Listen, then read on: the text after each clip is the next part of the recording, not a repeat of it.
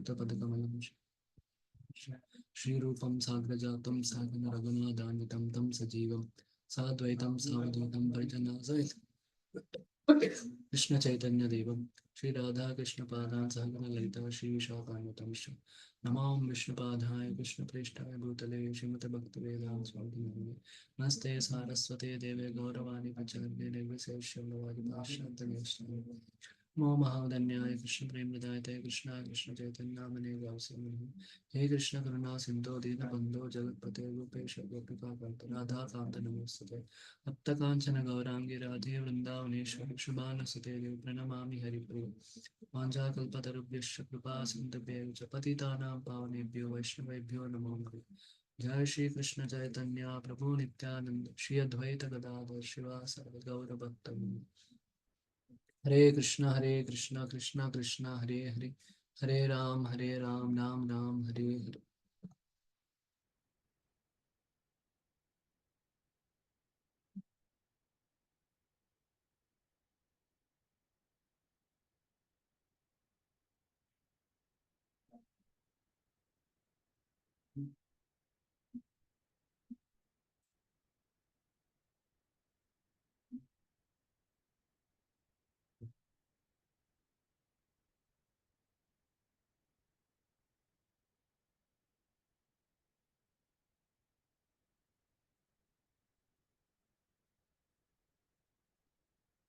So you can be muted and you can recite along with me. कार्पण्यदोषोपहतस्वभावा पृच्छामि त्वां धर्मसम्मूढचेता यश्रेयस्या निश्चितं ब्रूहि तन्मे शिष्यस्तेऽहं शाधि मां त्वां प्रपन्नम् देहिनोऽस्मिन् यथा देहे कौमारं यौवनं जरा तथा देहान्तरप्राप्तिर्धीरस्तत्र न मुह्यति न जायते म्रूयते वा कदाचिन्नायं भूत्वा भविता वा न भूयात् अजो नित्यशाश्वतोऽयं पुराणो न हन्यते हन्यमाने शरीरे भोगैश्वर्यप्रसक्तानां त्वयापहृतचेतसां व्यवसायात्मिका बुद्धिः समादौ न विधीयते विकृते क्रियमाणानि गुणैकर्माणि सर्वशः अहङ्कारविमूढात्मा कर्ताहमिति मन्यते एवं परम्परा प्राप्तम् इमं राजर्षयो विदुः सकाले नेह महता योगो नष्ट परन्तप परित्राणाय साधूनां विनाशाय च दुष्कृतां धर्म संस्थापनार्थाय सम्भवामि युगे युगे जन्म कर्म च मे दिव्यम् एवं यो वेत्ति तत्त्वतः त्यक्त्वा देहं पुनर्जन्म नैति मामेति सोऽर्जुन तद्विद्धि प्रणिपातेन परिप्रश्नेन सेवया उपदेक्षन्ति ते ज्ञानं ज्ञानिनस्तत्त्वदर्शिनः ये हि संस्पर्शजा भोगा दुःखयोन एव ते आद्यन्तवन्तः कौन्तेय न तेषु रमते बुधा भोक्तारां यज्ञतपसां सर्वलोकमहेश्वरं सुहृदं सर्वभूतानां ज्ञात्वा मां शान्तिमृच्छति योगिनामपि सर्वेषां मद्गतेनान्तरात्मना श्रद्धावान् भजते यो मां समे युक्ततमो मतः. Okay, today who wants to read? Can I read, Prabhuji? Okay, fine. Or somebody else wants? If somebody else is interested, then let him read or her read.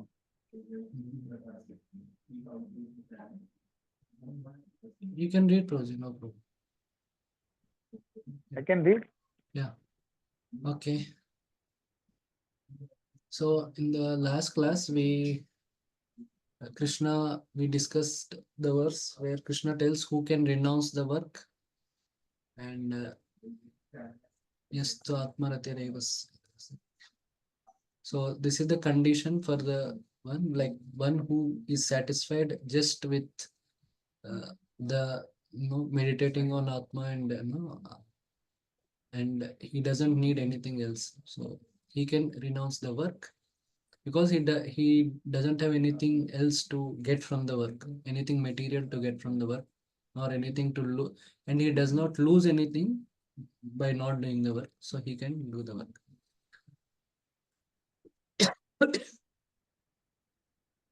So by this Krishna concludes that you one needs to come to this state. So for coming to that state, one should do the work without attachment. So that Krishna will describe and discuss the importance of setting example, etc.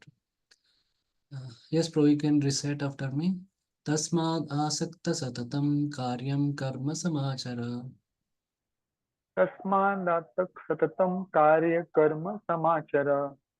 आसक्तो हि आचरन् कर्म परम आपनोति पुरुष. So it's gone. I'm not reflecting in the screen. आसक्तो हि आचरन् कर्म परम आपनोति पुरुष. You're able to So the say? Hindi version. You want the Hindi Hindi version. one? आसक्तो ह्याचरण कर्म परम प्रेति पुरुषः. परम आपनोति पुरुष. Okay. परम प्रोति पुरुषः. The translation is, therefore, without being attached to the fruits of activities, one should act as a matter of duty, karya. This is the first word, first time Krishna is using the word duty. But by working without attachment, one attains the supreme. So Krishna is saying, so if one performs prescribed duties by having Atma Gyan, so therefore doing it as in a dutiful nature and detachment from results, asakta. So if these three things are there, if these two things are added for prescribed duties, then one will attain purification and liberation. Till now, Krishna was talking, you perform your prescribed duty so that you will get your basic necessities and you can live happily. But now, Krishna is focusing on the need for detachment. Yeah. Yeah, Atmagyan means we are performing our varna as our duty, karya. Like it means like a contribution to the society, not just for sake of enjoyment. Yes, bro, you can read the highlighted portion. A person therefore acting for Krishna or in Krishna consciousness under proper guidance and without attachment to the results of the work is certainly making progress towards the supreme goal of life. Arjuna is told that he should fight in the battle of Kurukshetra for the interest of Krishna because Krishna wanted him to fight. To be a good man or non-violent man is personal attachment, but to act on behalf of the Supreme is to act without attachment for the result. That is perfect action of the highest degree, recommended by the Supreme Personality of Godhead, Sri Krishna. Vedic rituals like prescribed sacrifices are performed for purification of impious activities that were performed in the field of sense gratification. But action in Krishna consciousness is transcendental to the reactions of good or evil work. A Krishna conscious person has no attachment for the result but acts on behalf of Krishna alone. He engages in all kinds of activities but is completely non-attached. So, yeah, Prabhupada is giving in the context of Arjuna that Arjuna wanting to be non-violent. It is an attachment because he does not want to erase the image of him being non-violent. So that is in some way sense gratification. But doing his duty of fighting and as prescribed by Krishna for establishing dharma, so that is the important thing.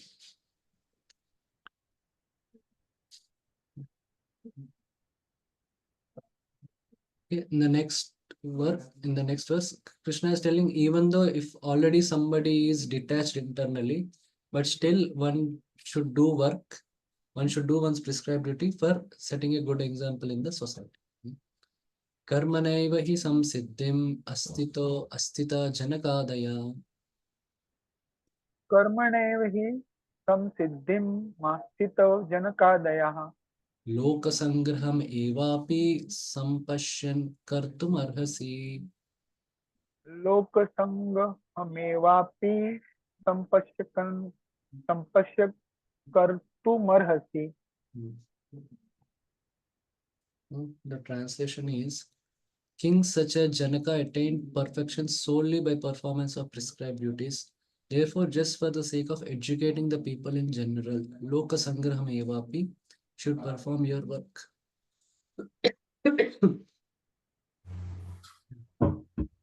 So, you can read the purport. Kings like Janaka were all self-realized souls. Consequently, they had no obligation to perform the prescribed duties in Vedas. Nonetheless, they performed all prescribed activities just to set examples for the people in general. Janak was the father of Sita and father-in-law of Lord Sri Rama. Being a great devotee of the Lord, he was transcendently situated, but because he was the king of Mithila, a subdivision of Bihar province in India, he had to teach his subjects how to perform prescribed duties. Lord Krishna and Arjuna, the Lord's eternal friends, had no need to fight in the battle of Kurukshetra, but they fought to reach people in general that violence is also necessary in a situation where good arguments fail. Before the battle of Kurukshetra, every effort was made to avoid the war, even by the Supreme Personality of Godhead, but the other party was determined to fight. So for such a right cause, there is necessity for fighting. Although one who is situated in Krishna consciousness may not have any interest in the world, he still works to teach the public how to live and how to act. Experienced person in Krishna consciousness can act in such a way that others will follow, and this is explained in the following verse. Okay. So, even like Arjuna and Krishna, they are internally they are happy with their spiritual life. And of course, Krishna also means taking as an example, but they're happy with their spiritual practice and all. But to set an example for the people in the world, they are doing it. They're doing their prescribed duties. Like even after retirement, if we see, there are like professors in college, universities and all, they call it as professor emeritus. Like even in GBC also there is that. Even if someone has retired from GBC or service also, but still they play that advisory role to train the new GBC members and to set to see how things whether things are going properly or not. So that is there even in the outside thing. So this is what Krishna is telling, like in terms of doing one's prescribed duties. Okay. Okay, now Krishna is telling the importance of it again, stressing it. Yad yad acharati shreshtas eva itaro jana. यद यद आचरति श्रेष्ठ तद तत् तद एव जनः. Sayat pramanam kurute lokastad anuvartate.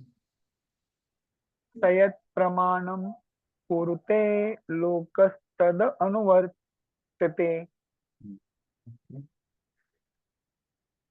Whatever action a great man performs, common men follow. Yad yad acharati shreshtas tat eva itaro jana. And whatever standards he sets by exemplary acts, all the world pursues. Yes, bro, you can read the highlighted portion. The green one also, na? Yeah, yeah. People in general always require a leader who can teach the public by practical behavior. A leader cannot teach the public to stop smoking if he himself smokes. Lord Chaitanya said that a teacher should behave properly before he begins teaching. One who teaches in that way is called Acharya or the ideal teacher. Therefore, a teacher must follow the principles of Shastra, scriptures, to reach the common man. The teacher cannot manufacture rules against the principles of revealed scriptures. The revealed scriptures like Manu Samhita and similar others are considered the standard books to be followed by human society. Thus, the leaders' teaching should be based on the principles of such standard Shastra. One who desires to improve himself must follow the standard rules as they are practiced by great teachers. The Srimad Bhagavatam affirms that one should follow in the footsteps of great devotees, and that is the way of progress on the path of spiritual realization. The king or the executive head of a state, the father and the school teachers are all considered to be natural leaders of the innocent people in general. All such natural leaders have a great responsibility to their dependents. Therefore, they must be conversant with the standard books of moral and spiritual code. Okay, thank you. Thank Yeah. you, Prabhu. So Prabhupada is saying that people in general always require a leader. Like if you take any field, those who are successful in a long-term way, always everyone they have mentors. Like if you take example of business, if you take example of acting, or if you take example of sports, even politics, like everything, everywhere, like it's one needs good examples. Even good students also, yeah, they have good teachers, so they became very good students. So always we need inspiration. Sometimes we may have knowledge, but how to apply the knowledge in our own case. So that we need some guidance and encouragement, like whenever there are some one encounter some obstacles and all, we need encouragement and we need some guidance, so that is always needed. Hmm? Even after someone becomes more senior also and all, experienced also, there will be new more fine subtle challenges, so everyone needs that encouragement and all. And yeah, and the teacher should teach by example, then only one will take it seriously. Otherwise one cannot tell also with conviction.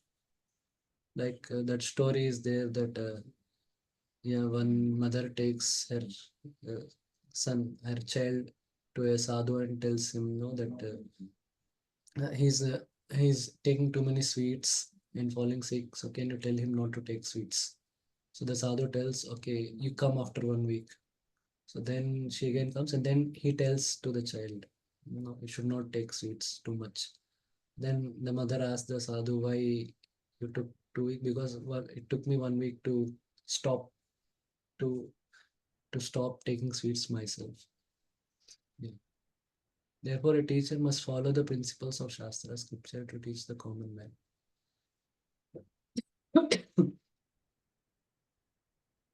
And yeah, like Prabhupada here told, like everyone who has some dependents is a leader, like even the parents and everyone, not just only the king or everyone, but even teachers, etc. Everyone is a leader. And another thing Prabhupada emphasized is that the leaders should guide their dependents based on Shastra. Hmm. Then only that will they will benefit in the long run. Otherwise, they may give some short-term solutions, etc. But that may only work for some time. Shastra means Shastra. That's things are also long term, and they will be ultimately connected to Krishna, so that they will means they will ultimately become it's the real solution for to become happy. Otherwise, they may give some motivational talk, etc. But again, they will they will have to go through the birth, death, old age, disease, so life after life. So that solution will okay.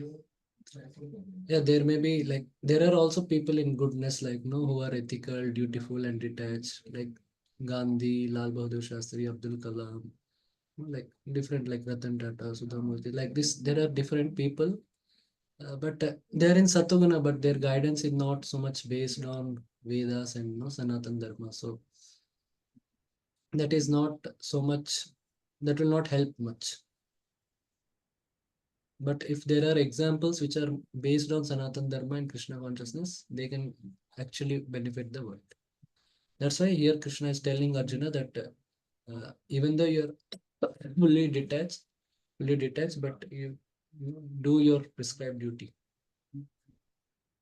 Like even I think, yeah, even Tukaram Maharaj also says to Shivaji Maharaj that Shivaji Maharaj also wants to renounce the world, but he tells, no, you do your duty.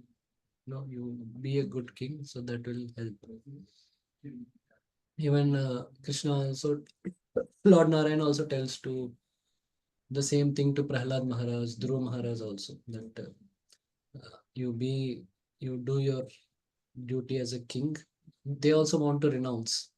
Like Dhruva Maharaj repents, not necessarily asked for this kingdom, etc. But Lord Narayan tells you do the duty as a king, so that others will benefit by one's example. Okay. Yeah. So if there are no examples in society, three things can happen. One is people may take to premature renunciation. So they will be doing improper Jnana Yoga, which is condemned by Krishna in the previous verse, Mityachara Sachate. That one has renounced the sense objects externally, but he's contemplating on the sense objects internally. So that will become a hypocrisy. And otherwise, people may don't, without doing any karma yoga, they may be just living a materialistic, animalistic life. Like without following Shastra, they may be trying to enjoy. Like now, what is happening in the society, in the larger section of society is that one. Or they may only do fruity work. Like if somebody is setting an example, doing the work dutifully but without attachment to results, then people may slowly, they may take inspiration and they also may slowly want to become detached. Otherwise, people may think that uh, sakama karma means no doing with doing the duties with attachment to results is the ultimate thing. So to avoid all these three things, so proper examples are needed in the society. That's why it is called Raja Rishi. Raja Rishis are needed. Now Krishna has given the reasons. Now Krishna will also tell by one's own example. Means Krishna himself is telling that I am also following, so you also follow. Krishna himself is following that and is telling how he's also following. Name parthasti kartavyam trishu lokeshu kinchana. न मे पार्थास्ति कर्तव्यं त्रिषु लोकेषु किंचन नानवाप्तम् अवाप्तव्यं वर्त एव च कर्मणि. नान ओवाप नान ओवाप्त समावास्यम वर्त एव च कर्मणि. If the translation is, O son of Pruta, there is no work prescribed for me within all the three planetary systems, nor am I in want of anything, nor have I a need to obtain anything, and yet I am engaged in prescribed duties.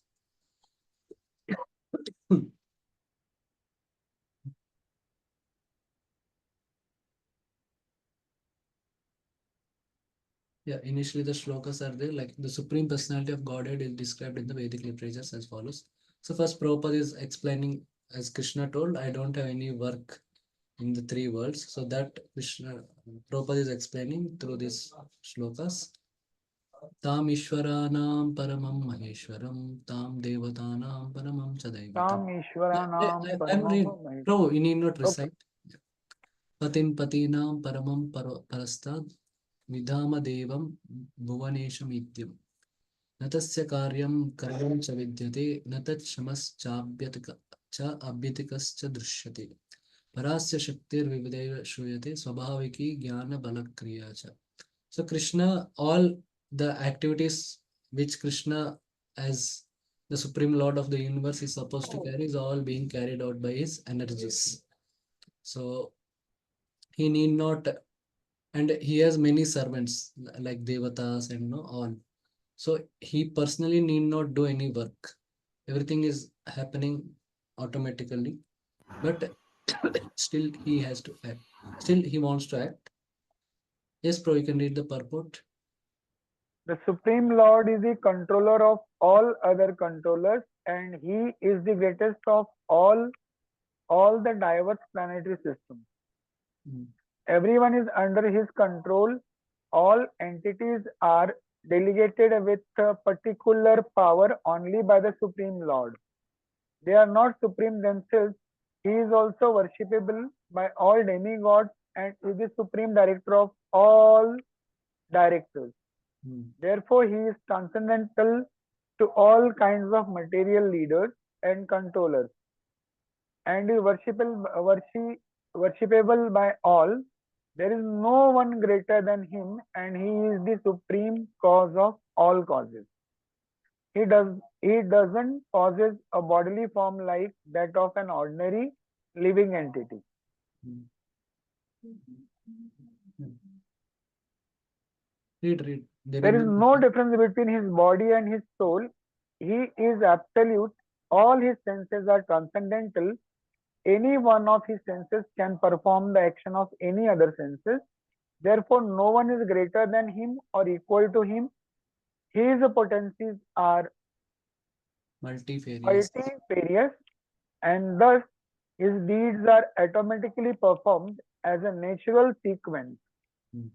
Since everything is in full opulence in the personality of Godhead and is existing in full truth, there is no duty for the Supreme Personality of Godhead to perform. One who must receive the results of work has some designated duty, but one who has nothing to achieve within the three planetary systems certainly has no duty. And yet Lord Krishna is engaged on the battlefield of Kurukshetra as the leader of the Kshatriyas, because the Kshatriyas are duty bound to give protection to the distressed. Although he is above all the regulations of the revealed scriptures, he does not do anything that violates the revealed scriptures. Yeah. Thank you. Thank you, Prabhu. So Prabhupada is saying that's what Krishna does not have a body like that of an ordinary living entity. Like for ordinary living entity, uh, he has to do the work because to maintain his own body. Like that is one of the last reason given by Krishna to Arjuna why he should do his prescribed duty of fighting rather than renouncing the fighting. So, but Krishna does not have a material body like us. For Krishna, the body and soul are same, and it does not need any maintenance. It does not need an external effort, for maintaining it. And Krishna does not have any material desire. So that is the second reason. Like if one has desire for sense objects, so it is better is one does his prescribed duties and enjoy the sense objects in a dharmic way. But Krishna does not have that desire also. Hmm? And Krishna is already actively engaged in performing pastimes with his devotees. But Krishna does, when he comes to this world, he performs his prescribed duties so that the conditioned souls will take inspiration from him, and they will also perform their own prescribed duties in a dutiful way and slowly come to the level of detachment. Yeah.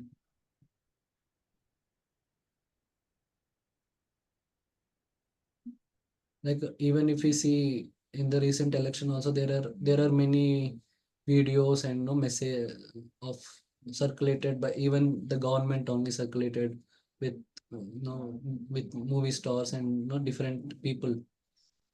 And the prime minister that everyone should vote, so that people get inspired to vote. So That is means this is a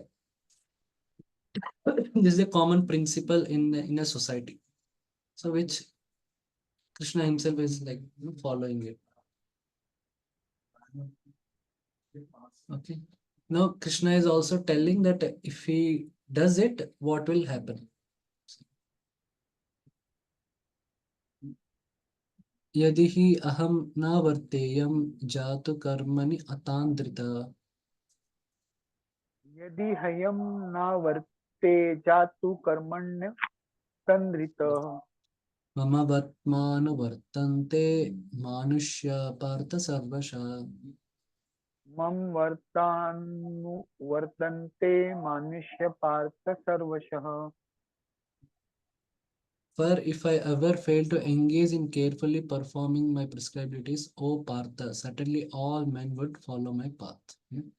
Now Krishna will explain in the next this 1 2 shlokas what will happen if he does not follow perform his prescribed duties. Yes, Prabhu, you can read the purport.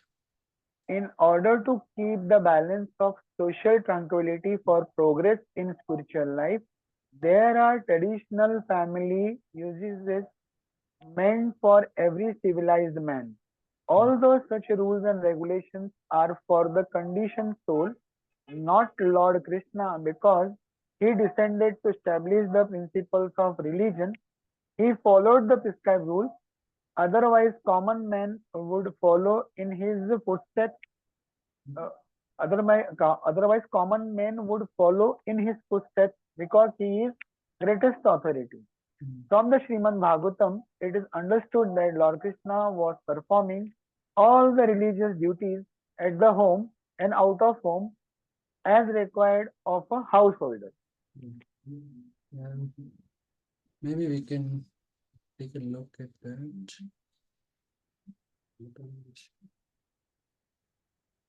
Let's see.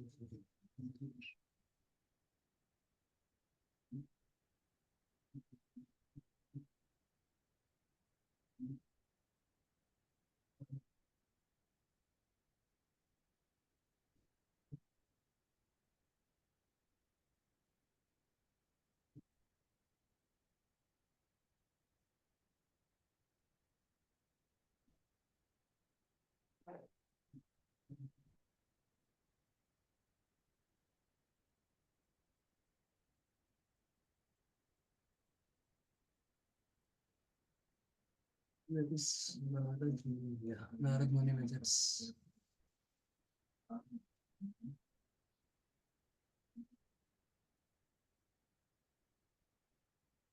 Where the basis good.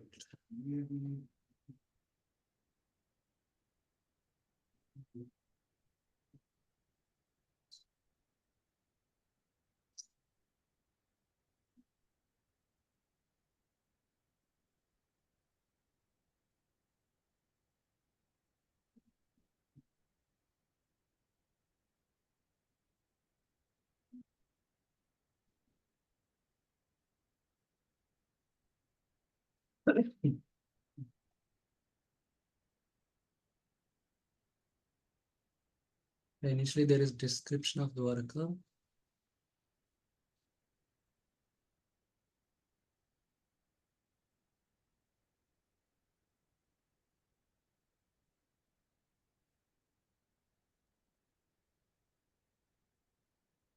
The Supreme Lord is the greatest upholder of religious principles. Thus, when he noticed Narada, he rose at once from the goddess Shri's bed, bowed his crowned head at Narada's feet, and joining his palms, had the sage sit in his own seat.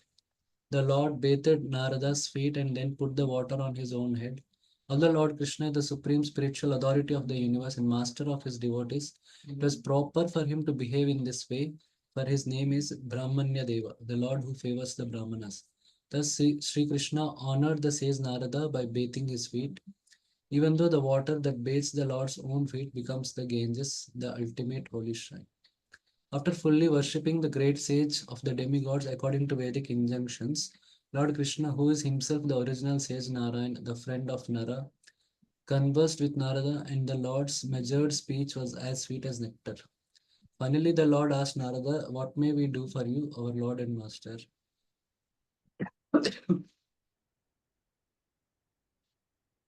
Okay.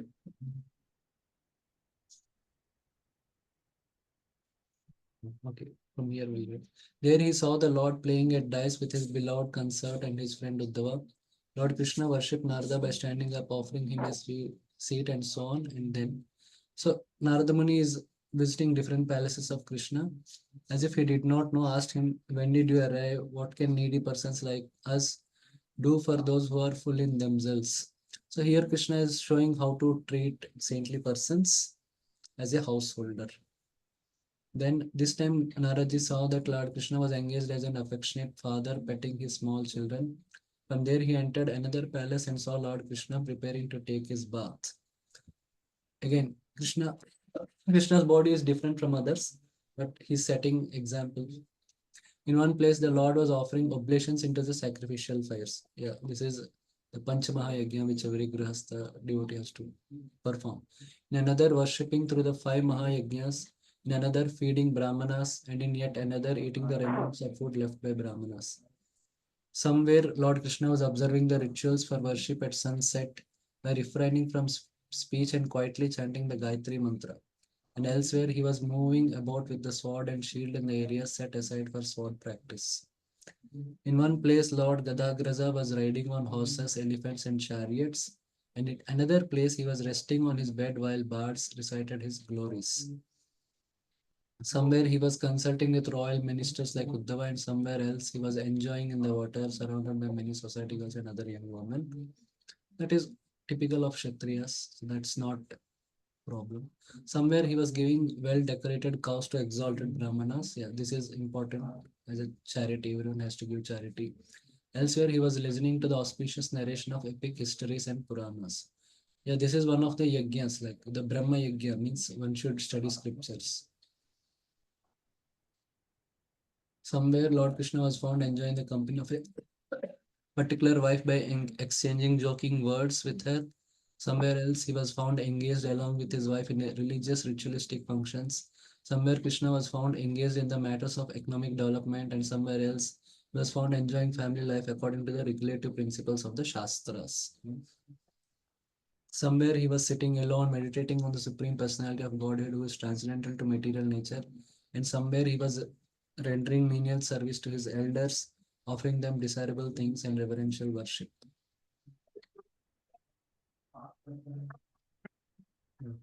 Again, he was worshipping all the demigods with elaborate sacrifices, and elsewhere he was fulfilling his religious obligations by doing public welfare work, such as construction of wells, public parks, and monasteries.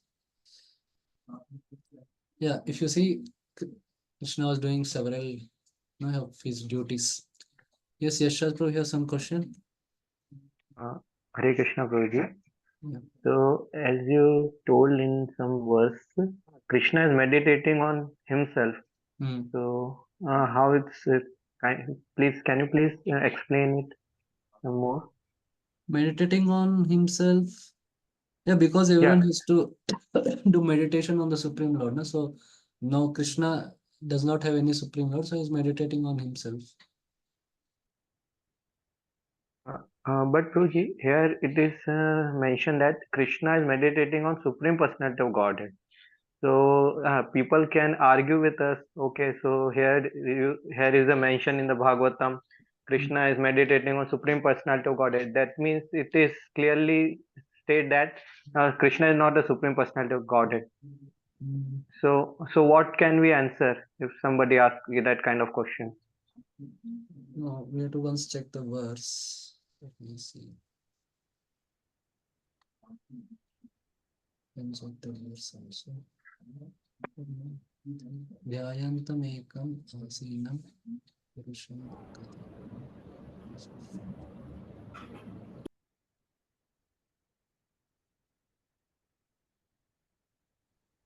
Purusham on the Supreme Personality of Godhead. No, like, see, he's setting an example of doing that. See, here Purusha can mean Vishnu and all that way. Okay. Like Ram also worshipped Shiva. So one may do that, but here the intent has to be also seen. Na? Hmm. If people want justification, they can do many things. Like there is before this Dwarka Leela, there is a lot of things which they want to take and they can do that. So that yes, Avatari Chetan bro, you want to add Yeah, something? Prabhu. Even in Bhagavad Gita, na, in several places, Lord will say, surrender unto the Supreme Person, right? I mean, Yeah, you go there and surrender to Him, right? yeah, Then in the next few verses, He will say that, okay, I am that Supreme Person. I mean, yeah, He's a very humble person also, Prabhu. So He yeah, does not always say, I am Supreme, I am Supreme. yeah, So, yeah. So yes, thank you. Yeah, Krishna till 10th chapter, he doesn't say that I am the Supreme. Sometimes he says, in third chapter also one verse comes, but until 10th chapter, he doesn't say. Only in 11th chapter and all, it is very prominent. Otherwise, Krishna acts like a teacher only. Okay. Okay, so we have seen how, like in Srimad Bhagavatam, how there is, a very elaborate description of how Krishna is following the uh, duties, prescribed duties of a householder to set example for the people. So there are many instances like yajna to the demigods, hearing scriptures, and following, performing religious rituals, taking care of family, and doing the duties of a kshatriya. So like that, there are different, like serving the elders, serving the brahmanas, so like that, different things Krishna himself showing. Okay. Now Krishna is giving two consequences. So this consequences, one will, if Krishna avoids performing prescribed duties, so everyone will follow. And then what will happen? Utsdeyur imelo ke na kuryam karma chedaham. उत्ति दियोरे में लोके न कुर्य कर्म चेदहम्. Okay. Shankarasya cha kartashyam upahanyam ima praja. शङ्करस्य च कर्ता शम् उपहन्यमिम प्रजा. The translation is, if I did not perform prescribed duties, all these worlds would be put to ruination. I would be the cause of creating unwanted population, and I would thereby destroy the peace of all living beings. Okay. Yes, bro, you can read the purport. Varna Shankara is unwanted population which disturbs the peace of general society. In order to check these social disturbances, there are prescribed rules and regulations by which the population can automatically become peaceful and organized for spiritual progress in life. When Lord Krishna descends naturally, he deals with such rules and regulation in order to maintain the prestige and necessity of such important performance. The Lord is the father of all living entities, and if the living entities are misguided, indirectly the responsibility goes to the Lord. Therefore, whenever there is general disregard of regulatory principles, the Lord Himself descends and corrects the society. Yeah, thank you. So, in the next fourth chapter, that verse is going to come. Yada yada hi dharmasya glanirvavati bharata abhyutthana dharmasya tadatmanam sujamyam. So, whenever there is a decline in the principle of religion, the Lord Himself advents to correct it. Because it's Lord takes that responsibility in Himself, no, to ensure that there is a facility uh, and for the conditioned souls to come out of the material world, and also the material world goes as per the dharma. So that is like Lord takes that responsibility in Himself. So this is actually answering the fourth reason given by Arjuna, that the Varna Sankara is caused not because there is lack of elders, but there should be proper elders. There is, yeah. It's not lack of example, but lack of correct and ideal example. So if the Pandavas are correct and ideal example, so if they are there, then Varna Sankara will be prevented. Otherwise, if Kauravas are there, then Varna Sankara will anyhow happen because they are not the proper example. So that's why actually Arjuna should fight. And if there are proper king, then the Varnasankara will prevent it. Otherwise, Varnasankara will anyhow happen that way. And by not fighting, Arjuna will add to the Varnasankara because he is also setting a bad example. Okay, then Prabhupada says, we should, however, note carefully that although we have to follow in the footsteps of the Lord, we still have to remember that we cannot imitate him. Following and imitating are not on the same level. We cannot imitate the Lord by lifting Govardhan hill as the Lord did in his childhood. It is impossible for any human being. We have to follow his instructions, but we may not imitate him at any time.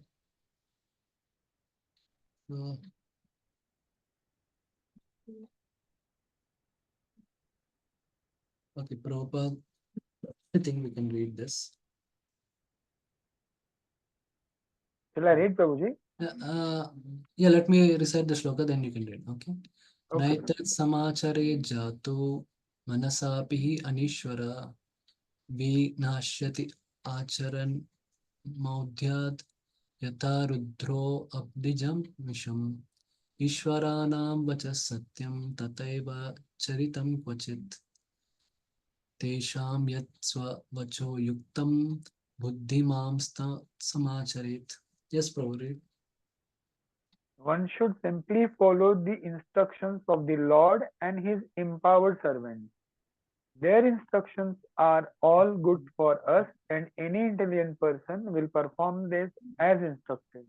However, one should guard against trying to imitate their actions. One should not try to drink the ocean of poison in the imitation of Lord Shiva. We should always consider the position of the Ishvara, or those who can actually control the movements of the sun and moon, as superior.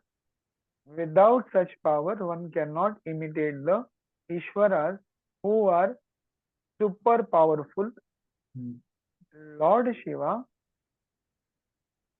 drank poison to the extent of swallowing an ocean. But if any common man tries to drink even a fragment of such poison, he will be killed.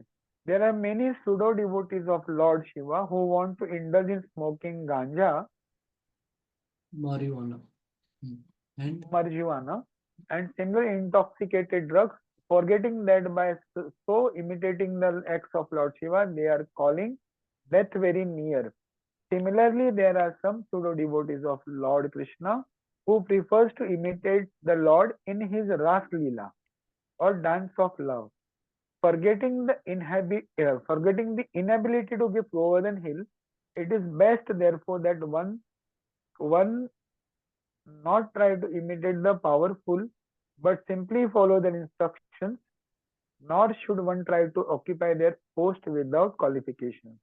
There are so many incarnations of God without the power of the Supreme God. yeah, okay, thank you. Yeah, yesterday we saw the video also where there are people who claim as God and but they cannot perform the activities of God. So one should not imitate, but one should follow. So the example of Lord Shiva was given, like the people they take ganja and all, and they say that we are imitating Lord Shiva, but they cannot take the ocean of poison. Even when Lord Shiva descended as Shankaracharya, also it happened. Like once Shankaracharya goes to the house of a goes to a liquor shop and he says no that this is also Brahman, everything no is Brahman and this is also Brahman, and he takes that. So then all his disciples they start taking that. So next day what he does, he understands this. So then what he does, he goes to a cobbler, not cobbler, what is that? Ironsmith, yeah, Smith shop. So where and he goes and he goes to the place where that molten iron is being cast everything.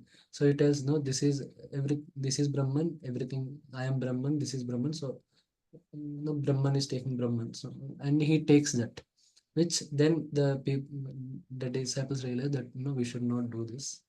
So like that. Even once it happened like Prabhupada, when Prabhupada was thirsty and he was busy preaching, so he took 7 up. So then all disciples, they ordered 7 ups and all. Then Prabhupada told, no, it's not for you, like that. Okay. So there are three things, like one, imitation is one thing, and another is rejection. These two are extremes. One is, so the middle thing is following authentically, so with authenticity. So rejection is an ignorance. Now rejection means, let's say uh, if we take example of Haridas Thakur, like chanting 192 rounds, somebody may say that is impossible.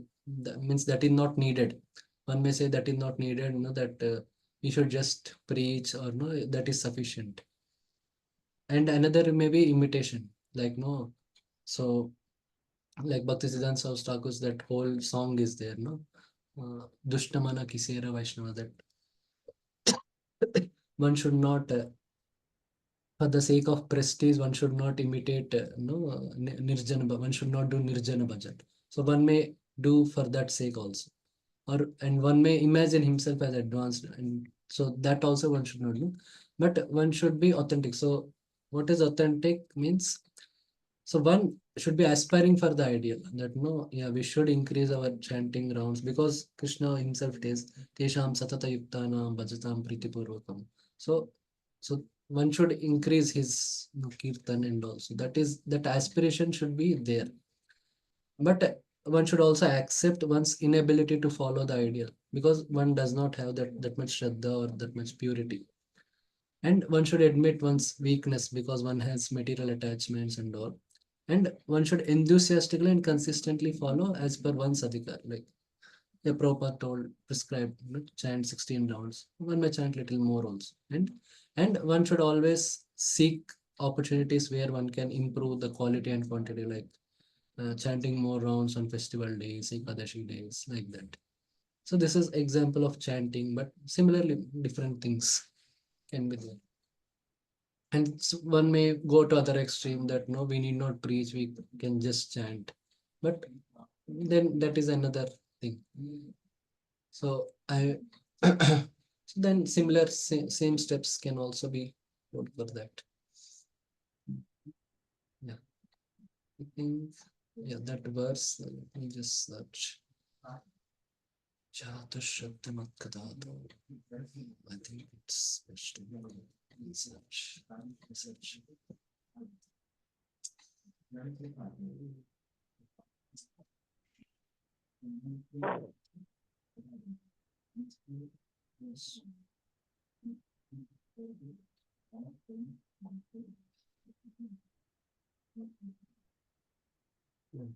So this is a proper example for of a sadhaka, like what should be the attitude. Jatu Shraddha Matkatasu Nirvinna Sarva Karmasu Veda Dukkatmakam Kaman Parityagi Api Anishwara Tato Bhajeta Mam Prita Shraddhalu Druda Nishchaya Jushamanas Chatan Kaman Dukko Darkamscha Garvayan. The translation is, having awakened faith in the narration of my glories, being disgusted with all material activities, knowing that all sense gratification leads to misery. So the knowledge is there, but still being unable to renounce all sense enjoyment, because there are some attachments. My devotee should remain happy.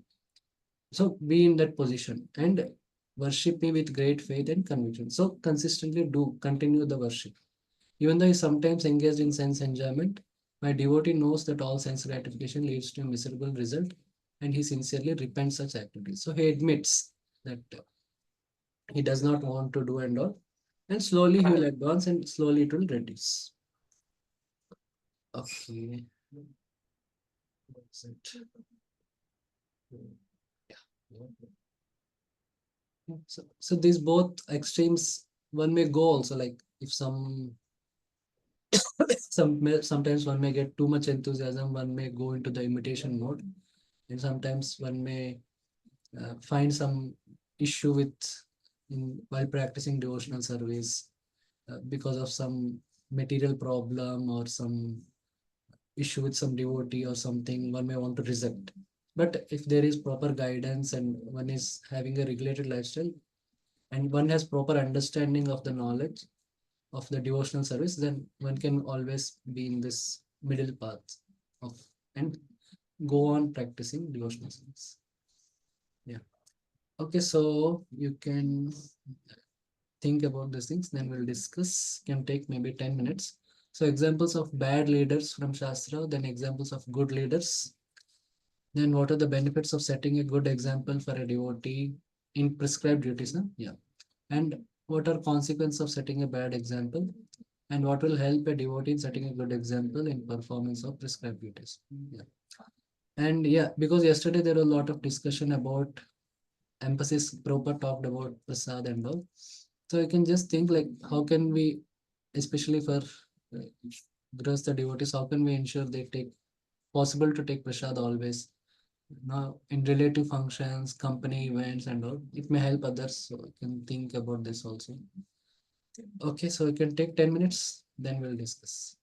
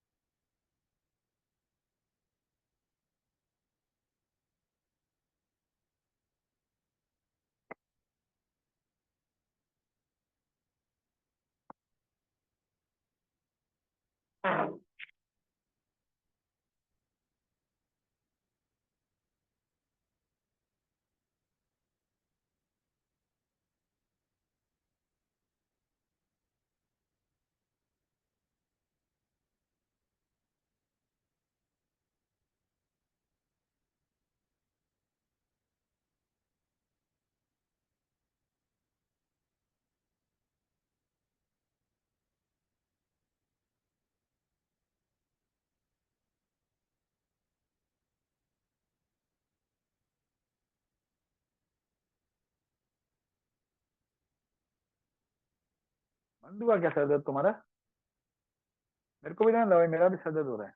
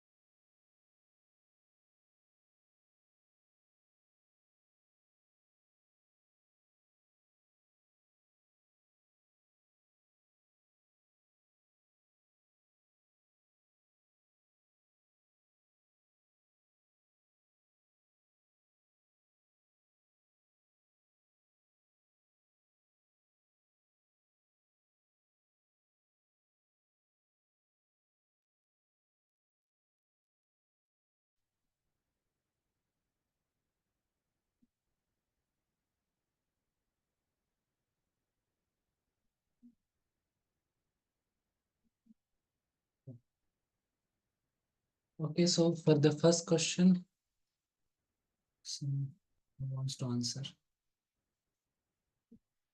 Okay, some more, anyone else? Okay, yes, Raj Prabhu, you can answer. Hare Krishna Prabhuji. So, first example is Duryodhan from Mahabharata, Okay. because he is very sinful. He did so many bad activities during his, we can say, prince, when he was a crown prince, because he tried to naked Draupadi, and it's because he is on very responsible position, and still he's doing such a bad thing. Yeah. So if people follows him, who will be the follower of Duryodhan, so Yeah. they will act the same thing.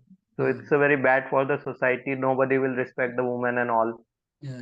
And Okay. yeah, then I have one more example. Yeah. Okay, tell.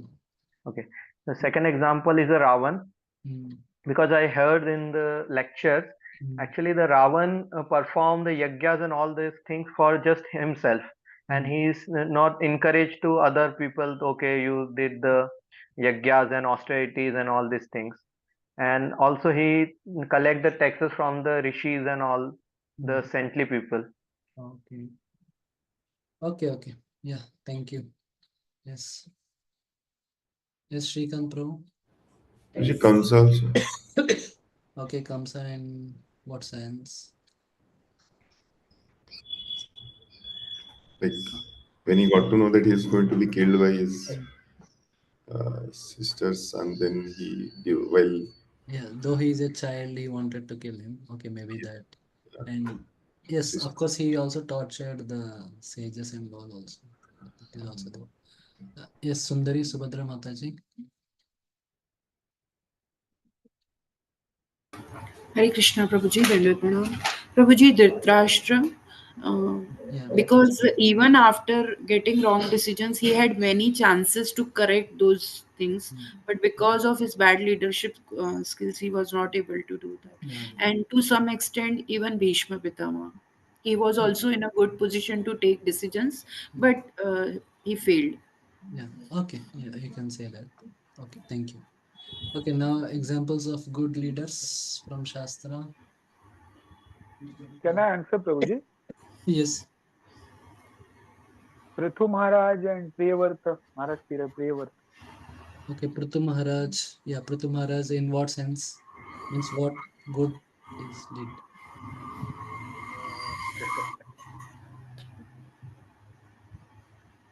He was an ideal king, na Prabhuji? Yeah, ideal king. Yeah. Bhagavatam, like it shows how he respected the Kumaras, and when the citizens were there was scarcity of uh, resources, he was even ready to wage war with Mother Earth and get those resources. Okay. Yeah. Yes. Thank you. Thank you, Prabhuji. Okay. Yes, Sundari Subhadra Mataji. Can tell. Yes, Prabhuji, two examples. Hmm. Yudhishthir Maharaj and Janak Maharaj. First is Krishna himself, because he himself showed Yeah. how to be a good leader. Okay. And then Yudhishthir Maharaj, when we see his example, we see that he even cared about the beings apart from humans. Like when he was a king, he was caring about everybody in his kingdom. And then Janak Maharaj, like we saw the same sensitivity in Janak Maharaj, like in the times of drought, he himself started to plow the Field. Okay. like he took the responsibility and he showed the common man that how we should not go into despair and we should struggle with our situations, and we Okay. can come out of it. So I think these two examples. Okay. Okay. Yes, Raj Prabhu. Yeah, Hare Krishna Prabhuji. Yeah. So for the leadership, I think the Lord best example, because in every situation of his life he shows how to react as a father, as a son, as a husband, as a brother, as a leader. Yeah. Okay. Yeah. Thank you. Okay. Now the third was yes, Srikant Prabhu, you want to add? Yeah, Amrish Maharaj, Okay. Yeah. he showed how to engage all the. Yes, yes. Thank you. Thank you. Okay.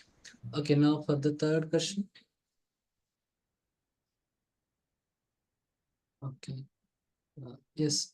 Sundari Subhadra Mataji, you want to answer? Third question. Yes, Prabhuji, I will try.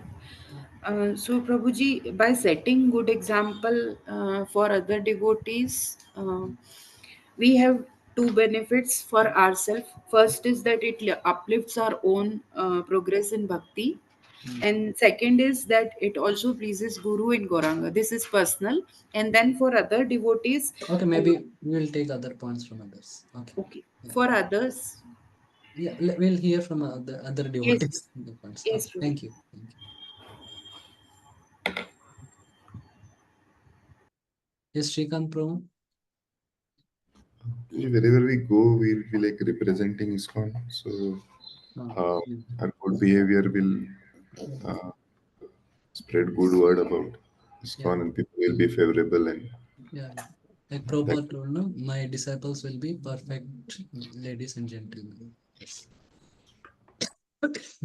Okay. Okay. Yeshraj Prabhu. Hare Krishna Prabhuji. Yeah. So, for example, if we are in a leading position or we are in a management position, so people who are in our junior or who are the new devotees, so actually whatever we lecture give to them, but still they are observing our behavior. So if we are not behave properly, if we are not doing our responsibility properly and all this thing, if we are not chant our round properly, so they follow us, and this we cannot correct. Still then, if we are not right if we are not in a right path, so we cannot ask them, okay, oh Prabhu, you can do. So they can even they can disrespect us. So behavior is the most important thing, because yeah, as Krishna says, Yadyad Achariti Shrestha. So whatever we did, our juniors follows us. Yeah. Okay. Thank you. Yeah, that Prabhupada also was quoting that Chaitanya Charitamrita, that no Chaitanya Mahaprabhu's thing. Apani achari kare jive rashika. That is also there. Okay, now what are the consequences of setting a bad example? Can I answer, Hare Prabhuji? Krishna, Prabhuji. Prabhuji, Uh, I want to add one more point to that. yeah. If Okay. you are Yeah. Prabhuji, so it also breaks the stereotypes of blind faith. Like if people see us with our actions as well as our words, so the blind faith, like nowadays we see that today's generation, they don't believe in God or godly people because they have lot of examples in society. So if we are presenting ourselves in a good way, so we are not some saint or something. So if they see it in our action, then that blind faith version is also somewhere broken. Okay. Okay. Yeah. Thank you. Very nice insight. Yeah, yes. and also the good thing is if one is following one's prescribed duties, one himself will be stable in one's life, and one can practice Krishna consciousness in a more peaceful and sustainable way. Okay, what are the consequences of setting a bad example? Can I answer, Prabhuji? Yes, yes, you can do. It stops many more people to come on the path of Krishna consciousness. It will stop. Okay, it will do Uh-huh. anti-preaching. And second thing, it brings the defame to the organization and to our spiritual master and to Shri Guru and Shri Gauranga. Okay, okay, thank you. Yeah, yeah, Thank you, Prabhu. like if devotees cross the signal and all, no, the police may say, no, even as a devotee also, why you're how can you do like this? Yeah, that is there. Okay, well, okay, Yashraj Prabhu. Hare Krishna Prabhuji. Yeah. So if we are setting any bad example, so it will mislead to others. For example, our juniors, our relatives, and all these things. Because I have one. We can say, actually, in my family, in my initial days when I was joined this con, so my one of my relatives said, okay, so you are a devotee of Krishna and you are doing this thing, Mm. So if you are doing this thing, so why we can ask to other? Mm. So if we are doing any bad thing and after coming in Krishna consciousness, we have to be very aware for that. Okay. Yeah. Yeah, Prabhuji, the one more thing, if we are also preach the philosophy in our own way, it can also be deviate the philosophy. Mhm. Yeah, Because others may even misunderstand the philosophy also. yeah, actually, I heard one lecture of Srila Jayadvaita Swami Maharaj. He Mm. said if you deviate the philosophy in a 1 degree, so after people who come after you, Mm. so he will rotate 1 degree more than it's after it's completely so 180-degree opposite to the Okay, actual okay. philosophy. Yeah, okay. Yeah, yeah. Okay. Yes. Yes, Shrikant Prabhu. Sometimes instead of doing service, it becomes disservice, and people go away from Krishna, looking at our behavior. Mm. Yeah, okay. Yes. So different things. Yeah, people may misunderstand Krishna consciousness, or people may get discouraged, means they may become averse to Krishna consciousness. So there are different things. Okay. Thank you. And we ourselves may get no bad, means people may insult the devotees also. Yes, possible. Okay. Okay, now the fifth one. What steps one can take so that one always sets a good example, especially we are talking in performance of prescribed duties. Of course, it can also be devotional service also.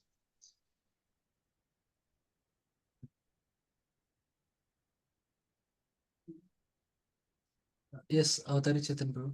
So we can always be conscious whether our Guru Maharaj will approve of whatever action we are performing. Always be conscious that our actions are being observed and whether higher powers will approve of them. Okay. Yes, thank you. Thank you. Please. Yes. Okay, anyone else? Yes, Shrikant Prabhu. Specifically in like prescribed duties, we can try to be equally like sincere and have integrity in our work. Hmm. The prescribed duties, wherever we are doing. So having that sincerity there as well. Yeah.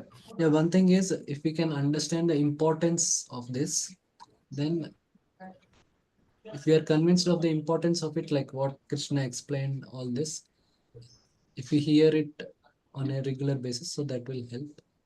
And as Avatari Chaitanya also told, if we hear also from spiritual master and all, they also will emphasize on that. They will not be like one-sided, or they will also. Yes, Yashraj Prabhu. Uh, Hare Krishna Prabhuji. Yeah. If we always try to situate it in a mood of humbleness, because the most of the problem happen due to our dominative personality. So if we try to make ourselves humble and always consider ourselves as a das, because I heard in a lecture why after the initiation we called ourselves as a das, because not just for just a title to given by the Guru Maharaj. Actually, it's your position in the Goloka. So we always consider ourselves as a as a servant, and we have to always in a service mood, not a dominative mood. So it can set the good example. Yeah. Yes, if one also considers as a servant of the society, not just the society of devotees, but also the society of people in general. So then also one understands that if I have to inspire them in Krishna consciousness, then I have to set a proper example. Proper example can even be just following the rules of the government as as it is, not crossing them unnecessarily, even that also. Yes. Okay, so the sixth question, which is related to yesterday. Okay. Yes, Pro, you can answer.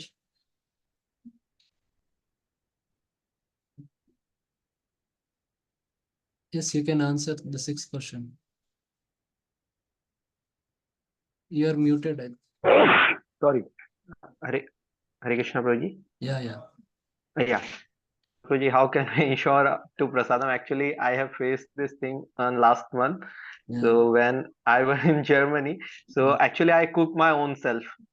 And the people who are asking why are you cooking, why are you not eating with us, so I said okay, I have a one strict diet, So I'm following I'm very health conscious. I told them because they don't understand whatever we follow. So that actually I'm a health conscious, and it's very good that if you eat it, and I also gave them some prasad, so they liked it, the Indian food, and they said, "Oh, okay." So one of my directors said, "Okay, you will live long, more than me, because you are strictly following your diets and all." So we can show as if somebody is new, is doesn't know what is the principle, so we can tell them, okay, it's very good for health, so that's why we are following. And for our relative, because we are actually living in the Indian culture, so they know most of the things, so we can approach them. And still, if we have some problem, we have to know the cooking. The main answer is, Yeah. because if we know the cooking, we can cook ourselves by own. Yeah. Okay. Anyone else wants to add anything else?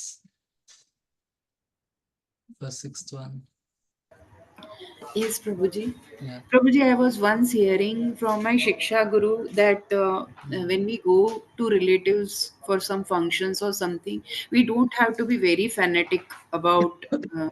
eating, and we can accept whatever is in that plate, whatever is sattvic, we can accept. We can offer mansik bhoga, and we can accept that, but we should not be very fanatic and showing them that you are somewhere inferior or we are very superior and we are doing these things. Yeah. So at relatives and all we can do that. Mm. And second thing, Prabhuji, while traveling, so Mm. we should carry enough of food which is already offered to Lord. Mm. Okay. Yes. Yes. Okay. Anyone else? Yes. Yashas, want to add something? Yes, Proji. Actually, if we doesn't have anything, so actually what Prabhupada did, he always take fruits and dry fruits and this kind of thing. So because fruits is available everywhere, so we can purchase some fruit if we don't have any chapati and all this item and cooking item. So it's possible actually. Okay. Yeah. Okay. Yes. Yes, Sharad Prabhu, want to add? Yes, Prabhuji. So I happened to attend one marriage function, Mm. and somehow one senior duty was also there. So the without onion garlic preparations were there, but devotee brought tiffin from his home for the family function. So he sat on table with all the relatives, Okay. and he ate that prasad which he brought. So Okay. I like that idea as well. So Okay. does not necessarily, so if we go to home of a relative, then it's a different thing, but if it's a function or something, then we can bring prasad and eat with them. It's, Yeah. I think they will also be okay with it. Okay. Yeah. Thank you. Prabhuji, can I answer? Yes, yes. I follow personally. Mm. I avoid going the relatives functions and all, and avoid company or I'm not working now. Mm. But as far as relatives, I keep a long distance away from them. Yeah. I don't know how it is workable or not. It may not be possible for everyone, but it's fine. Okay. Thank you. Okay. Okay, next shloka will read. Sapta karmani avidvamso yata kurvanti bharata. Sakta karmani yadi sakta karmanya Avidvamso ididamso yata yatha kurvanti kurvanti bharata. bharata. Kuryad vidvamsams tata saktas chikirshur sangraham. Kuryad vidanas tatha tasta shishra loka sangraham. The translation: as the ignorant perform their duties with attachment to results, the learned may similarly act but without attachment for the sake of leading people on the right path.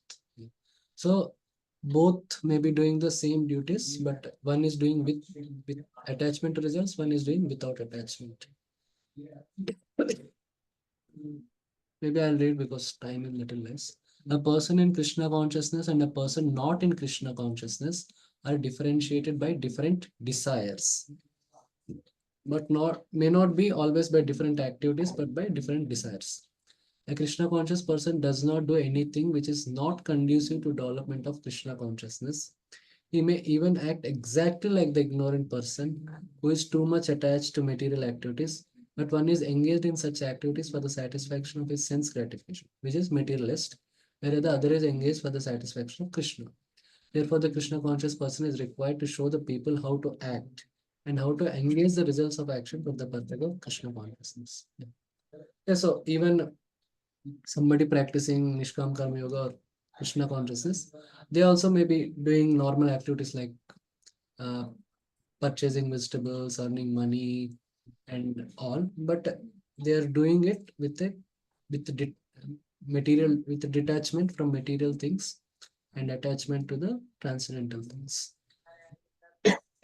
So they will be getting purified, whereas the material people, they will be getting entangled.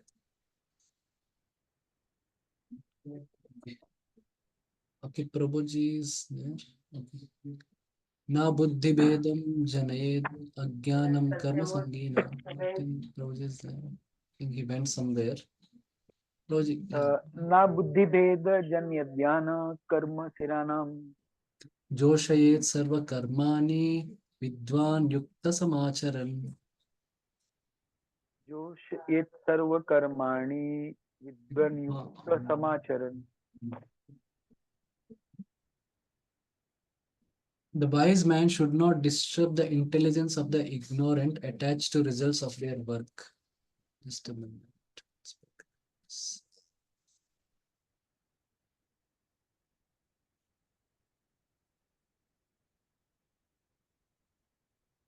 The wise man should not disturb the intelligence of the ignorant attached to the results of their work.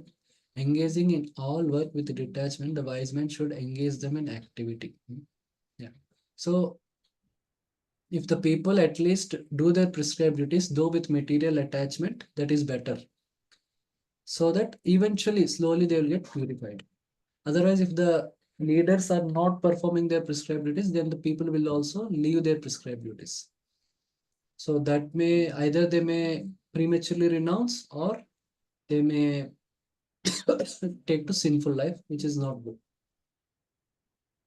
Okay, Prabhupada is saying, but because the conditioned souls do not know anything beyond sense gratification, they study Vedas to that end. But through fruitive activities and sense gratification regulated by the Vedic rituals, and is gradually elevated to Krishna consciousness or whatever, transcendence. Therefore, a realized soul in Krishna consciousness should not disturb others in their activities or understanding, but he should act by showing how the results of all work can be dedicated to the service of Krishna. So, by example, the leader personally should practice Nishkam Karma Yoga, but the people may be practicing Sakama Karma. The learned Krishna conscious person may act in such a way that the ignorant person working for sense gratification may learn how to act and how to behave. Because one thing is, if somebody is performing the prescribed duties for sense gratification, they may not do them always properly. But if somebody does not have the intent of sense gratification and is only doing for the purpose of spiritual advancement, they will do more better because the motivation is more better.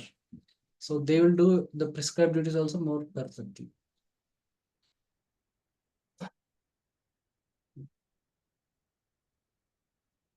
So the purification will be slow, but it will happen. Like prescribed duties, demigod worship, plus acceptance of Vishnu and Vedas. So this is what is the Sakama Karma. They do their prescribed duties, plus they do demigod worship, plus they accept the authority of Vishnu and Vedas. But the purification will be slow, but it will happen. But the leaders can perform the Nishkam Karma. Now the difference between consciousness is being described here of a Sakama Karma and Nishkama Karma. Prakrite kriyamanani gunai karmani sarvasha. Prakrite kriyamani prakrite kriyamanani gune karmani sarvasha. Ahankara vimudatma kartahamiti manyate. Ahankar vimudatma karta iti manyate. The spirit soul, bewildered by the influence of false ego, thinks himself the doer of activities that are actually carried out by the three modes of material nature. Okay, I will read. Two persons, one in Krishna consciousness and the other in material consciousness, working in the same level may appear to be working on the same platform, but there is a wide gulf of difference in their respective positions. The person in material consciousness is convinced by false ego that he is the doer of everything. He doesn't know that the mechanism of the body is produced by material nature, which works under the supervision of the Supreme Lord. The materialistic person has no knowledge that ultimately he is under the control of Krishna. Like the Sakama Karma, the understanding is, no, I am the only doer. And the purpose and focus is also enjoyment, enjoying the results of the action. The example is Duryodhana. He wants to, he's as a prince, he was only enjoying. And to make that, to protect, that, to keep that enjoyment, to secure that enjoyment, he wants to destroy Pandavas and disrobe Draupadi, everything. But the main focus was only enjoyment. But Nishkam Karma, the understanding is one has that understanding that there is Lord, there is Prakriti and the body. The senses are the doers. The Jiva is only one among the doers. Like you'll study in the 18th chapter, the 5 factors of action. And the Jiva is an insignificant desire. Is an insignificant doer because he just desires, but based on that, the Prakriti arranges everything. So while doing prescribed duties, his attitude is he takes responsibility of his actions and he acts as he considers that prescribed duties as a contribution to society and he's also humble. Like Yudhishthir Maharaj, like Yashras Prabhu is saying that the yajna is, Ravana has performed yajnas everything for himself, but Yudhishthir Maharaj has performed everything for the benefit of society. Even Prithu Maharaj and Indra, that is also a very good striking example. Indra wants to secure his post, so he performed all the 100 Ashwamedh yajnas. And Prithu Maharaj is doing for the welfare of the people. So that's why he could sacrifice that 100th yajna. Because he knows if Lord Vishnu is pleased, the welfare of people is ensured. So he could sacrifice it. Yeah. Yudhishthira Maharaj. So the symptoms of false ego is one is very possessive of one's position and always defending his mistakes, not accepting the mistakes, and trying to put other people down so that his position is secure. And he's very too much, he has expectations on the results, etc. It can be in the case of parenting or with spouse or different. We have discussed in previous chapter also that kind of examples. Okay. Now again, a similar contrast again, Krishna is doing in the next verse also. Tattva vittu mahabaho guna karma vibhagayo. Tattvavittu mahabaho guna karma vibhagayo. Guna guneshu vartanta iti matva na sajjate. Guna guneshu vartanta iti matva na sanchate. The translation is one who is in knowledge of the absolute truth, O mighty armed, does not engage himself in the senses and sense gratification, knowing well the differences between work in devotion and work for fruitive results. Yeah, so the person in knowledge, tattvavit, like he has the Atma Gyan, one who is performing Nishkama Karma Yoga. So he knows that it is just the interaction of the senses and sense objects. So he will not do his prescribed duties for seeking sense gratification, but he will do it as a duty for spiritual advancement, for purification. The knower of the absolute truth is convinced of his awkward position in material association. He knows that he is a part and parcel of the Supreme Personality of Godhead, Krishna, and that his position should not be in the material creation. He knows his real identity as part and parcel of the Supreme, whose eternal bliss and knowledge, and he realizes that somehow or other he is entrapped in the material conception of life. So now the solution is to do his prescribed duties for the sake of liberation and purification. not for sense enjoyment. So he will do that. So that's why he will do his prescribed duties without attachment to results, and by that he will slowly, gradually gets purified. So the Sakama Karma Yogi, he wants to enjoy the results, so he's always in the mood of doership. But the Nishkam Karma Yogi, he does not have that doership, and his focus is of getting purified. And he knows that this happiness by interaction of senses with sense objects is temporary and it's not permanent. And he knows also that he is not the doer, that the activities are being carried out by the guna karma. Like he is given a particular nature and intelligence by the gunas, and through that intelligence it is getting carried out like that. Okay, this is Baldev Dabhushan's commentary. The person in knowledge is not like this. He knows, he is Tattvavit, that he is different from the gunas or senses and from the actions performed by the senses, guna karma vibhagayo. So he understands that he is different from the senses. That means that he knows he is not a body made of senses, guna, and the actions they perform, karma. After considering their difference, vibhaga, from his true self, he knows the real nature of things, tattvavit, that he is not a material body made of senses or their actions, by considering their respective differences. So the Sakama Karma Yogi, he is identifying himself with the body, but the Nishkam Karma Yogi, he is not identifying himself with the body. So that's why through his prescribed duties, he is not after the results, after the material results. But Sakam Karma Yogi, because he is identifying with the material body, he is after the results. He knows that the senses, guna, inspired by the devatas, reveal the sense objects, guneshu, and knowing that he is different from the sense objects because of his being the bliss of spiritual consciousness. Yeah. So now, what happens to Sakam Karma Yogi that Krishna discusses? Prakriter guna sammudha sajjante guna karmasu. Prakrite guna sammoda sanjate guna karmasu. Tan akritsna vido mandhan kritsna vin na vichalayet. Tan vido manda krisa vichalete.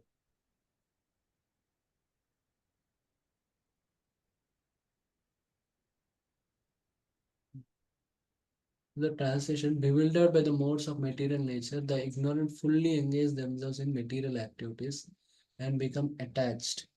But the wise should not unsettle them, although these duties are inferior due to performers' lack of knowledge. I'll read because persons who are unknowledgeable falsely identify with the gross material consciousness and are full of material designations. This body is a gift of the material nature, and one who is too much attached to the bodily consciousness is called manda, or a lazy person without understanding of spirit soul. Ignorant men think of the body as the self. They accept bodily connections with others as kinsmanship. The land in which the body is obtained in their object is their object of worship. So they identify with the house, they identify with the spouse, they identify with the children, they identify with the vehicles, they identify with the wealth. So like this, the different identifications develop for the people who are doing sakama karma, means who is doing prescribed duties for enjoyment of their results, in which the bodies obtain their object of worship, and they consider the formalities of religious rituals to be the ends in themselves. Yeah. So they think that one has to do prescribed duties for getting sense enjoyment, not for, so they don't have so much conception of one should be purified, one should get liberation, etc. Social work, nationalism, and altruism are some of the activities for such materially designated persons. Under the spell of such designations, they are always busy in the material field. For them, spiritual realization is a myth. And so they are not interested. Those who are enlightened in spiritual life, however, should not try to agitate such materially engrossed persons. Better to prosecute one's own spiritual activities silently. Yeah, they may tell, no, if somebody is practicing Krishna consciousness, they may say, no, actually, this has to be done in the old days, not now. This is the time for no enjoying life, like that, they may say. Better to prosecute one's own spiritual activities silently. Such bewildered persons may be engaged in such primary moral principles of life as non-violence and similarly materially benevolent work. Men who are ignorant cannot appreciate activities in Krishna consciousness, and therefore Lord Krishna advises us not to disturb them and simply waste valuable time. Of course, devotees out of compassion may do, but the devotees of the Lord are more kind than the Lord because they understand the purpose of the Lord. Consequently, they undertake all kinds of risks, even to the point of approaching ignorant men to try to engage them in acts of Krishna consciousness, which are absolutely necessary for the human being. Okay. Yes, Yashraj Prabhu, you have some question? Hare Krishna Prabhuji. Mm. Prabhuji, I have one question Mm. regarding we have to be we should not be entangled with the designation and all these things. But sometimes we see that in the spirituality we have some designation like leaders and gurus and all these things. Mm. So how can we work as a devotee without entangle with this designation and all these things? Yeah, so to Just see like a that, temple leader and yeah, base leader something. yeah, so to see that as a facility for service, it is only given, it is a responsibility to see it as to see it from the thing of as a responsibility, and to see what are our responsibilities in that, and all, instead of seeing okay what this will give me, like that. Yeah. And Praji, if a person is entangled with this designation, Mm. so still it is a bondage for liberation, or it's a obstacle in liberation. No, you see, if one is carrying out his prescribed duties and all these things properly, so eventually one will be purified. Okay. So now that discussion also will come. See, the Nishkam Karma Yogi, as of now, what Krishna is talking, he has that knowledge. Hmm. So he consciously endeavors to do it in that detached mode. But he also may face some temptations that Krishna will discuss further. Okay. Like that. Thank you, Praji. So one should consciously endeavor to do with proper service attitude. And then slowly one will get purified. And as one hears and so one will slowly one can refine his service attitude. Okay, maybe this is not needed. This one skip. Okay. Now Krishna is telling, is summarizing like what he told till now. Mai sarvani karmani sanyasya adhyatma chetasa मयि सर्वाणि कर्माणि सन्न्यस्य अद्य चेतसा nirashir nirmamo bhutva yudhyasva vigatajvara. निराशिरनिर्ममो भूत्वा युधस्य विगतज्वरः. Okay. So the translation, therefore, O Arjuna, surrendering all your works unto me with full knowledge of me, without desires for profit, with no claims to proprietorship, and free from lethargy, fight. So Adhyatma Chetasa means one is conscious of the knowledge of Atma. Sannyasa means one is offering all actions to Vishnu. Means he's performing everything as that yajna, in that mode of yajna. And Nirashi, he has no selfish desires, and Nirmama, no possessiveness. So again, Prabhupada, if you see, he's saying this verse clearly indicates the purpose of Bhagavad Gita. So in one sense, to the masses, this is an important thing. Those who may not have that adhikar and sukriti to directly perform devotional service. So for them, this is one of the messages for Bhagavad Gita, of Bhagavad Gita. The Lord instructs that one has to become fully Krishna conscious to discharge duties as if in military discipline. Such an injunction may make things a little difficult. Nevertheless, duties must be carried out with dependence on Krishna because that is the constitutional position of the living entity. The living entity cannot be happy independent of the cooperation of the Supreme Lord because the eternal constitutional position of the living entity is to become subordinate to the desires of the Lord. Arjuna was therefore ordered by Sri Krishna to fight as if the Lord were his military commander. One has to sacrifice everything for the goodwill of the Supreme Lord and at the same time discharge prescribed duties without claiming proprietorship. Yeah. So if proprietorship comes, then one wants to enjoy the fruits of the work. Yeah. Like if the parent of the child is thinking that it's my duty to the child to take care of him so that he will grow properly and become a good human being and good devotee and all, so he will not enjoy. But no, I am taking care of my child, because of me I am maintaining my child. So then the tendency may come, okay, whatever the child in future earns and all, that should he should give for my enjoyment, because I have grown him. No, I am just given that opportunity. If not me, someone else would have taken care of this child, because ultimately this child belongs to Krishna. That, yeah. Arjuna did not have to consider the order of the Lord.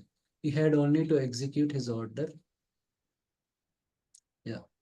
The Supreme Lord is the soul of all souls. Therefore, one who depends solely and wholly on the Supreme Soul without personal consideration, or in other words, one who is fully Krishna conscious, is called Adhyatma Chetas.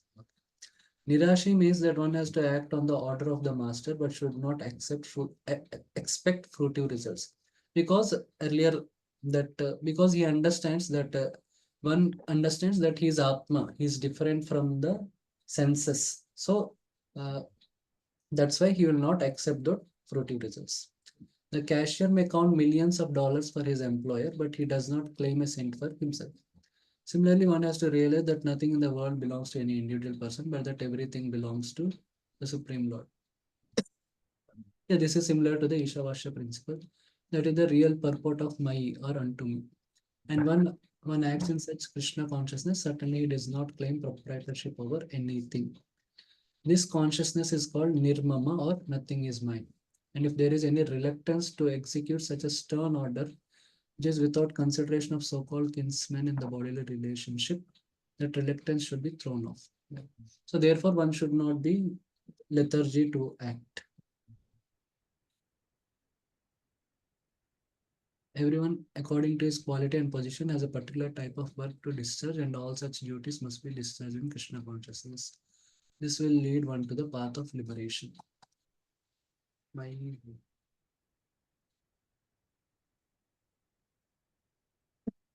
So one should understand that it is everyone's duty to the Supreme Lord to perform his prescribed duties. So therefore, one should not neglect performing prescribed duties. Okay, maybe we'll just do the 2 verses. Yeah, or okay, we'll do the first verse. Okay, let's do the first. I think 2 verses we can complete, then other things we'll do next class. Ye me matam idam nityam anutishtanti manava. Eme mat midam nityam anutishthiti manavaha. Your voice is not clear. Sorry? Okay. Yeah, Should I okay. repeat it, Prabhuji? Shraddhavanto anasuyanto muchyante tepi karmabhi. Siddhavanto anasuyanto muchyante te api karmabhi. Okay.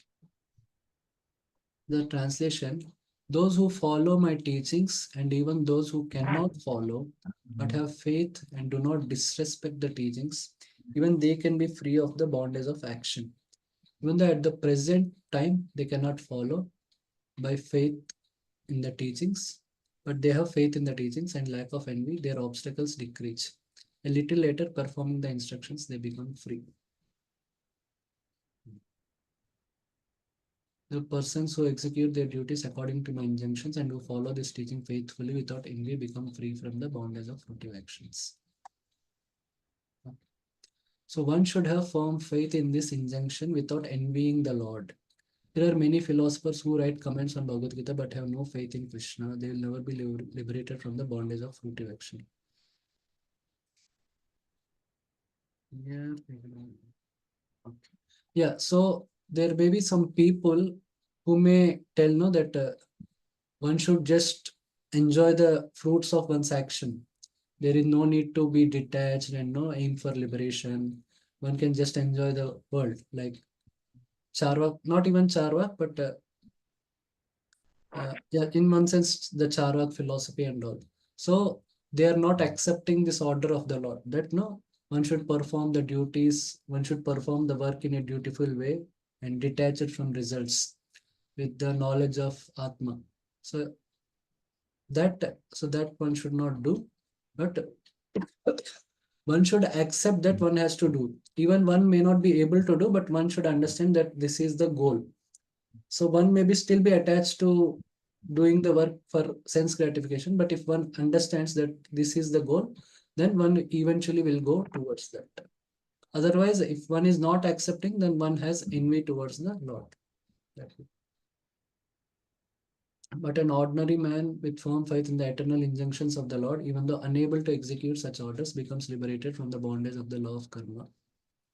In the beginning of Krishna consciousness, one may not fully discharge the injunctions of the Lord, but because one is not resentful of this principle and works sincerely without consideration of defeat and hopelessness, he will surely be promoted to the stage of pure Krishna consciousness. Yeah. So, okay, this discussion we'll have next time. I think we'll complete one more shloka and then we'll close for today. Yetva etad asuyanto nanu tishtanti me matam. etva tabhya anusayanto nanutishti me matam. Sarvajnana vimudamstan vidhi nashtan achetasa. Sarva jnana vibhudatanti vidhi nastan chetasaha. Okay. The translation, but those who out of envy disregard these teachings and do not follow them regularly are to be considered bereft of all knowledge, be fooled and ruined in their endeavors for perfection. Yeah. So disregarding the teachings means considering Sakama Karma as ultimate. So the whole discussion is between Sakama Karma and Nishkama Karma. So that Mayi Sarvani Sanyas Adhyatma Chetasa, so Krishna is indicating that everyone should perform Nishkama Karma. But if somebody is disregarding the teaching and considers Sakama Karma as the ultimate thing, which is the Karma Mimamsa philosophy, and they criticize the Jnana or the Vedanta knowledge, that no one should aim for liberation. So this resentment towards glorification of detachment and criticism of materialistic life and scriptures. Like Upanishads, they criticize materialistic life. So all this, so if one is averse to all this, so they may call no, that life of sense gratification is like life of hogs and dogs. So if one is is envious towards that, so then one will be unsuccessful and one will remain a fool in this material world. That's what Krishna is telling. So one will not get success, one will not get liberation. With this attitude, one will not attain success through karma yoga. So one may be still performing prescribed duties. Like outside there may be many people who are generally them only Prabhupada addresses as karmis. They may be also responsible, they may be also Vedic, but they will not say no, they will not accept no that we should be liberated, we should become detached. So those kind of people, they will not get success in their path. Karma yoga means they will not get liberated, they will become entangled more and more, and they will also be setting wrong example in the society. Okay. The flaw of not being Krishna conscious is clearly stated herein. As there is punishment for disobedience to the order of Supreme Executive Head, so there is certainly punishment for disobedience to the order of the Supreme Personality of Godhead. A disobedient person, however great he may be, is ignorant of his own self and of the Supreme Brahman, Paramatma, and the personality of Godhead due to weakening God. Thus, there is no hope of perfection of life. So, if one is not accepting this fact, at least, so then he will have a reaction. He will not even get the results of his Sakama Karma. At least one should understand that Nishkama Karma is more important than Sakama Karma. One may be performing Sakama Karma, but one should accept Nishkama Karma as the goal of Sakama Karma. So that's what Krishna is telling here. So even if one accepts, one may not be able to follow, that is okay. But if one is not accepting that Nishkam Karma is more important than Sakam Karma, then one will have some reactions for that. And Krishna will talk about it. So that we will discuss in the next class. Okay, any questions till now on what we discussed? So we discussed two things. So one is about the, even though one may be internally detached, one should still follow his prescribed duties in order to set example. So Krishna himself gave the example of Janaka and all. And Krishna himself told that though as a supreme lord he does not have, and he does not have a human body, so he does not need to earn to maintain the body, but still he performs his duties. And if he does not perform, then all the people will imitate him. And if that goes on, then there will be Varna Sankara, because people are not following their prescribed duties. So that is, so in that way, it answers the fourth reason given by Arjuna, that actually we need proper leaders. It's not just lack of leaders, but because of lack of proper leaders, that Varna Sankara will happen. And then Krishna says that Yadyad Acharita Shesha, so that is important. And we discussed about different bad leaders, good leaders, and how to do that. And then Krishna tells about, so Krishna tells, so the leader should perform the same prescribed duties, but with detachment, where the masses may perform the prescribed duties with attachment. So if the leader does not perform prescribed duties, then the masses may prematurely renounce, or they may, instead of doing prescribed duties, they may get into sinful life. Or they may think just performing prescribed duties with attachment is sufficient. So all three are not good. So if the leaders are performing prescribed duties with detachment, at least the masses will think, okay, this is the ideal we should come to. So that is what. So then the consciousness of the person who is attached, he thinks himself as the doer, but the person who is performing Nishkam Karma Yoga, he understands that he is Atma and he is different from the senses. So he is not after the results. So then Krishna gives that instruction, Mai Sarvani Karmani. As Prabhupada says, this is the message of Bhagavad Gita. And then Krishna says, at least if one has the faith that this is the goal of Karma Yoga, and even if one may not be able to attain, one will slowly get purified and will get liberation. But if one does not accept this, he says he's against that, no, he tells the liberation is not needed and materialistic life is miserable and all, he does not accept the facts. So then he will have reaction. He has to get some reactions for that. And he will not even get the results of his Sakama Karma.